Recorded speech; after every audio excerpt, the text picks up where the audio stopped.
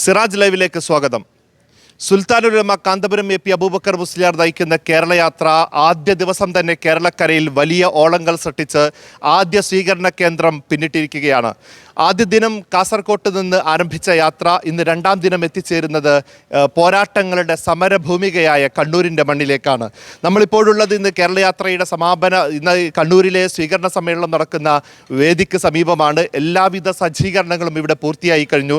വിശാലമായ പന്തലും സൗകര്യങ്ങളും എല്ലാം ഒരുക്കി സംഘാടകർ യാത്രാ നായകനെയും യാത്രാ സംഘാംഗങ്ങളെയും പ്രതീക്ഷിച്ച് കാത്തിരിക്കുന്ന സമയത്താണ്. ഈ സമയത്ത് കണ്ണൂരിലെ നമ്മുടെ സംഘാടകർ കൂടി ചേരുന്നുണ്ട്.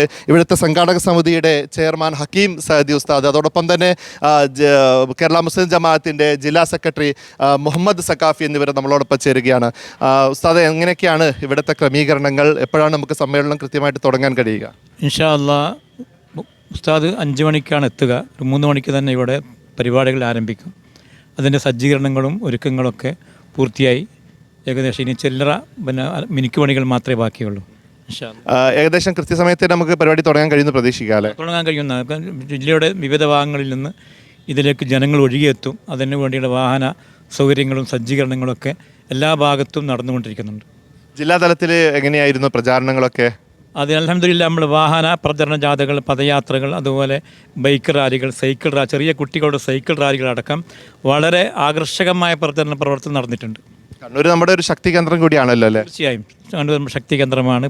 ചരിത്രപരമായി തന്നെ അറക്കൽ ചിറക്കൽ മതസൗഹാർദ്ദത്തിൻ്റെ വലിയ കേളികേട്ട പ്രദേശമാണ്. അതുപോലെ സയ്യിദ് മൗലൽ ബുഖാരി, ജലാലുദ്ദീൻ ബുഖാരി പോലെയുള്ള മഹാന്മാരുടെ ഒരു തട്ടകങ്ങൾ കൂടിയാണ്. ഇസ്ലാമിൻ്റെ ആദ്യകാല പാരമ്പര്യം അവകാശപ്പെടാൻ കഴിയുന്ന മണ്ണാണ്. തീർച്ചയായും ഇസ്ലാമിൻ്റെ കണ്ണൂർ ജില്ലയിൽ മാടായി സനത്ത് ഹംസ ഹിജറ 5-ാം വർഷം തന്നെ ബഹുമാന്യരായ സഹാബത്തുൽ കലാം വന്നിട്ടുണ്ട്. മാലിക് ബിൻ ദീനാർ, ഹബീബിൻ മാലിക്, മഹ്മദ് ബിൻ മാലിക് തുടങ്ങിയുള്ള മഹാന്മാരുടെ കാൽപാദം കൊണ്ട്, പാദസ്പർശനം കൊണ്ട് അനുഗ്രഹീതമായ പ്രദേശങ്ങളാണ്. മുഹമ്മദ് സക്കാഫി കൂടി, കേരള മുസ്ലിം ജമാഅത്തിൻ്റെ ജില്ലാ സെക്രട്ടറി മുഹമ്മദ് സക്കാഫി കൂടി നമ്മളോടൊപ്പം ചേരുകയാണ്. ഉസ്താദെ, ഇപ്പം എങ്ങനെയാണ് നമ്മുടെ വേദിയുടെ ഒക്കെ ക്രമീകരണങ്ങളൊക്കെ എങ്ങനെയാണ്? അൽഹംദുലില്ലാ, വളരെ ആഴ്ചകളോളമായി നമ്മുടെ കണ്ണൂർ ജില്ലയിലെ മുഴുവൻ ജനങ്ങളും ഈ യാത്രയെ സ്വീകരിക്കാനുള്ള കാത്തിരിപ്പിലാണ്. എല്ലാ യൂണിറ്റിലും സർക്കിളിലും സോണിലും ഡിവിഷനിലൊക്കെയായിട്ട് നിരന്തരമായ പരിപാടികളും പ്രവർത്തനങ്ങളുമാണ്. താഴേക്കടയിൽ നിന്ന് വളരെ ആവേശത്തോടെ കാത്തിരിക്കുന്ന മുഹൂർത്ത സമയത്താണ് നമ്മൾ ഇന്ന് വളരെ പ്രതീക്ഷയോടുകൂടി കാത്തിരിക്കുന്നത്. അൽഹംദുലില്ലാ, വളരെ വിപുലമായ സൗകര്യങ്ങൾ, 60ഓളം സ്റ്റേറ്റ് ലീഡേഴ്സിന് സ്വീകരിക്കാനുള്ള വിപുലമായ വേദി, വിശിഷ്ട വ്യക്തികൾക്കുള്ള പന്തൽ സൗകര്യത്തോടു കൂടിയുള്ള സൗകര്യങ്ങൾ, 10,000-ങ്ങൾക്ക് ഒരുമിച്ച് കൂടാൻ പറ്റിയ വിശാലമായ മൈതാനം എല്ലാം, അതുപോലെ തന്നെ കുടിവെള്ള സൗകര്യങ്ങളും മറ്റ് വിശിഷ്ട വ്യക്തികൾക്ക് വിശ്രമിക്കാനുള്ള സൗകര്യങ്ങളൊക്കെ റെഡിയായി കഴിഞ്ഞു. ഇനി നേതാക്കൾ ഇവിടെ എത്താൻ വേണ്ടിയുള്ള കാത്തിരിപ്പിലാണ് ഞങ്ങളുള്ളത്. കഴിഞ്ഞ 2 കേരളയാത്രകൾ, അതും കണ്ണൂരിനെ സംബന്ധിച്ച് വലിയ പ്രകമ്പനങ്ങൾ സൃഷ്ടിച്ചിരുന്നു. ആ കേരളയാത്രകൾ പ്രത്യേകിച്ച് കണ്ണൂർ വലിയ അശാന്തമായിരുന്ന ഒരു സമയത്തായിരുന്നു ആ കേരളയാത്ര നടന്നത്. അപ്പോൾ അനുഭവങ്ങളൊക്കെ വെച്ച് ഇത്തവണത്തെ കേരളയാത്ര അതിലും ഗംഭീരമാക്കാനുള്ള ഒരുക്കങ്ങളിലായിരിക്കും. തീർച്ചയായും കണ്ണൂർ ജില്ലയിലെ എല്ലാ രാഷ്ട്രീയ നേതൃത്വവും കഴിഞ്ഞ രാഷ്ട്രീയ കാലത്ത് കണ്ണൂരിലെ പ്രബലമായ 2 രാഷ്ട്രീയ നേതാക്കൾ ഞങ്ങളെ ഒന്നിച്ചിരുത്താൻ കാന്തപുരം ഉസ്താദിനല്ലാതെ, ഈ പ്രസ്ഥാനത്തിനല്ലാതെ മറ്റാർക്കും സാധിക്കില്ല എന്ന് അന്ന് പരസ്യമായി യാത്രയിൽ പറഞ്ഞിരുന്നു. അവരും ഇപ്പോൾ വളരെ ആവേശത്തോടുകൂടെ ഞങ്ങൾ ക്ഷണിച്ചില്ലെങ്കിലും ഞങ്ങൾ യാത്രയിൽ എത്തിച്ചേരുമെന്നാണ് ഇവിടെയുള്ള പ്രമുഖ രാഷ്ട്രീയ നേതാക്കളൊക്കെ നമ്മളോട് പറഞ്ഞിരിക്കുന്നത്. അവരൊക്കെ ഈ യാത്രയെ കാത്തിരിക്കുകയാണ്.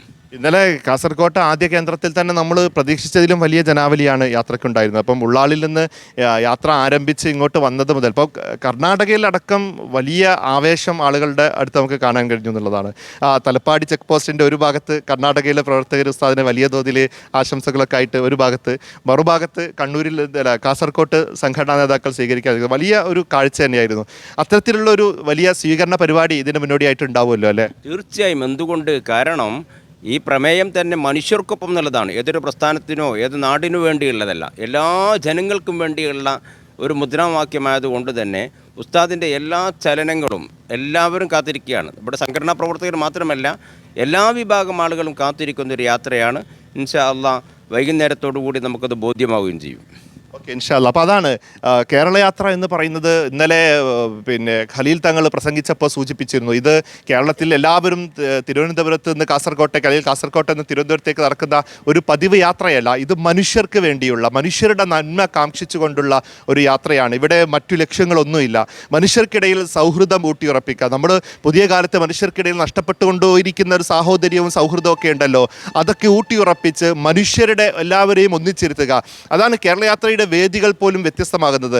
എല്ലാ വിഭാഗം രാഷ്ട്രീയ പാർട്ടികൾക്കും ഒരുമിച്ചൊന്നിച്ചിരിക്കാൻ കഴിയുന്ന ഒരേ ഒരു വേദി ഇത്തരത്തിലുള്ള കാന്തപുരം ഉസ്താദ് നയിക്കുന്ന കേരളയാത്ര പോലുള്ള പരിപാടികളുടെ വേദികളായിരിക്കും. കാരണം അവിടെ രാഷ്ട്രീയത്തിൻ്റെ പേരിൽ വേർതിരിവുകളില്ല, മതത്തിൻ്റെ പേരിലുള്ള വേർതിരിവുകളില്ല, സാമൂഹ്യ മണ്ഡലങ്ങളിലുള്ള വേർതിരിവുകളില്ല. അവിടെ ക്രിസ്ത്യൻ സഭാ നേതാക്കൾ വരുന്നുണ്ട്, ഹൈന്ദവ പുരോഹിതന്മാർ വരുന്നുണ്ട്, അതോടൊപ്പം തന്നെ നമ്മുടെ മുസ്ലിം നേതാക്കളും എല്ലാവരും ഒരുമിച്ചിരിക്കുന്നു. രാഷ്ട്രീയം മറന്നുകൊണ്ട് ഒരു കാലത്ത് ഈ സംഘടനയെയും ഒക്കെ എതിർത്തിരുന്ന ആളുകൾ പോലും, അത്തരത്തിലുള്ള കക്ഷികൾ പോലും ഇന്ന് സംഘടനയുടെ കൂടെ നിൽക്കുന്നു എന്ന് പറയുന്നത് അത് സംഘടന മുന്നോട്ട് വെച്ച ഒരു മനുഷ്യത്വത്തിന് വേണ്ടിയുള്ള പ്രമേയം മുൻനിർത്തിക്കൊണ്ട് തന്നെയാണ്. കഴിഞ്ഞ 2 കേരളയാത്രകൾ മുന്നോട്ട് വെച്ചതും അതേ പ്രമേയം തന്നെയായിരുന്നു. മാനവികതയാണ് എപ്പോഴും കാന്തപുരം ഉസ്താദ് ഹൈലൈറ്റ് ആയിട്ട് എടുക്കുന്നത്.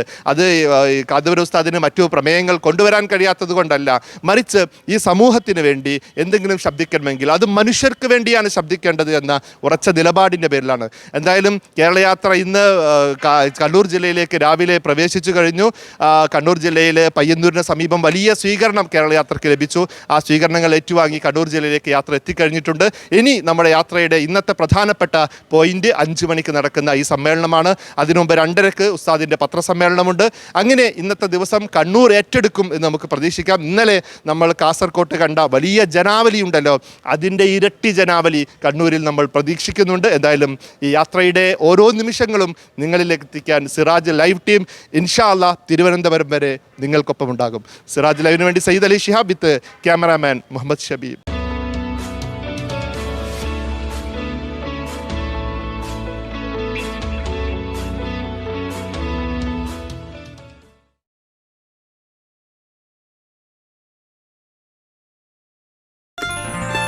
Waytonikah.com, the exclusive Muslim matrimonial site.